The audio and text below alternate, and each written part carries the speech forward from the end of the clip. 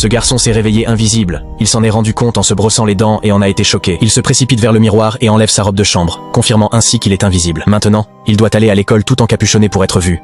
Mais quand il enlève son gant, il voit sa main invisible. Se sentant comme un super-héros puisque personne ne pouvait le voir, il a eu l'idée audacieuse de se venger des brutes qui l'intimidaient tous les jours. Il entre ensuite dans la salle de classe, prend un pistolet jouet et tire sur le tableau pendant que la professeure écrit, puis jette rapidement l'arme vers la brute. Quand la professeure voit le pistolet dans la main de la brute, elle se met en colère et l'emmène dans le bureau du directeur. Le garçon décide alors de se venger de la deuxième brute. Pendant un match de tennis, il l'effraie, lui faisant rater ses services et perdre le match. Cela met le père du garçon très en colère et il le réprimande. Pour finir, le garçon lance encore la balle de tennis sur la brute, la faisant fuir de peur. Le garçon a alors une idée osée.